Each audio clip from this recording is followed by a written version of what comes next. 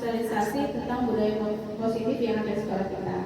Dan sebelum kita mulai, mari sama-sama kita membaca doa. Semoga apa yang kita pelajari hari ini menjadi ilmu yang bermanfaat dan pada akhirnya bisa kita implementasikan di dalam kelas kita, di sekolah kita, atau di dalam kehidupan sehari-hari kita.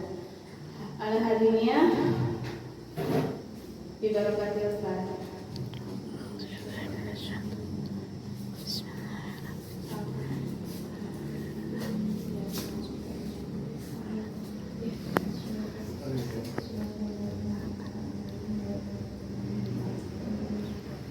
Baik, teman-teman, ada beberapa materi yang harus saya sampaikan tentang budaya positif ini, yaitu ada 3 ya teman-teman. Yang pertama, kita harus ketahui 5 kebutuhan dasar manusia. Kedua, kita akan mengenal posisi kontrol kita sebagai guru. Lalu yang ketiga, apa itu segitiga restribusi. Ada siswa kita mencuri karena tadi, berarti kebutuhan dasar pertahanannya tidak terpenuhi.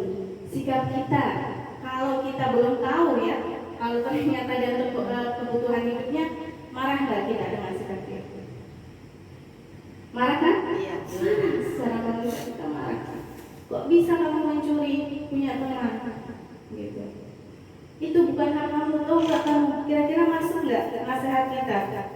Tidak akan masuk, karena dia sedang surviving dirinya. Aku lapar sekali, Anda mesti tahu perut saya luar biasa sakitnya, Anda mesti tahu saya pusingnya seperti apa mendengarkan guru belajar harus fokus, saya tidak bisa fokus.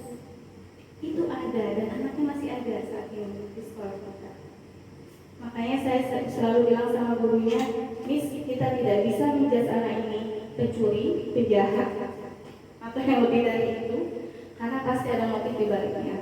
Sebelum saya mengetahui 5 kebutuhan dasar ini, ya, yang telah saya pelajari di CGP, sebelum saya tahu, saya pernah menyampaikan data di Sulawak dia sedang bertahan hidup. Ayo kita bantu dia, karena tanggung jawab untuk kebutuhan dia, sandang, pangan, papan, itu adalah tanggung jawab orang tua.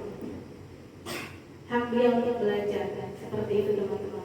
Nah, maka setiap kita mendapatkan siswa yang bermasalah, kita harus cari dulu 5 kebutuhan dasar dia, manakah yang perlu kita bantu untuk mengkomunikasikan dan mengkondisikan diri sendiri, menjadi yang baik. Atau kalau dibilang ingin unggul di antara teman yang lain, dimulai dari diri sendiri. Kalau sendiri aja nggak punya motivasi, gimana dia mau motivasi orang lain? Terima kasih Miss Mut atas pendapatnya. Jadi menurut Miss Mut harusnya dari dalam diri sendiri teman-teman. Siswa itu melakukan sesuatu, menolong, membantu, mengerjakan tugas atau melaksanakan kegiatan, itu harus dimulai dengan motivasi dari diri sendiri. Lalu bagaimana kalau siswa itu ternyata punya motivasi lain, gitu ya, bukan intrinsik tapi ekstrinsik, gitu ya, atau sosial. Nah itu nanti kita akan bahas ke kegiatan berikutnya. Yang ketiga teman-teman, ini perlu kita mengetahui posisi kontrol kita. Teman-teman kira-kira paham nggak penghukum itu apa? Boleh berpendapat? Bedanya apa? Penghukum, pembuat orang bersama, sebagai teman, pemantau, atau sebagai manajer.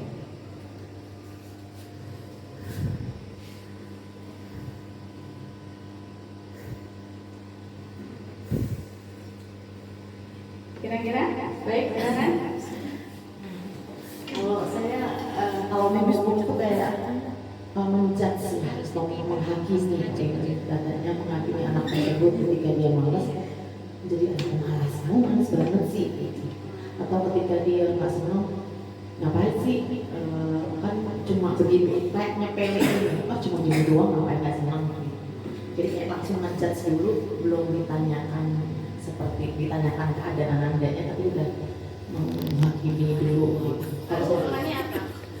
Kalau ngomong kayak mungkin disuruh berdiri kayak gitu. gitu, atau mungkin disuruh ngapal atau disuruh taruh ini lari lapangan 5 kali atau apa. Suruh lari ke lapangan itu pas saat jam belajar olahraga atau selain mata pelajaran olahraga? Oke. Pas belajar padahal kan kalau kamu kan ada anak yang di kelas tuh lari-lari di dalam kelas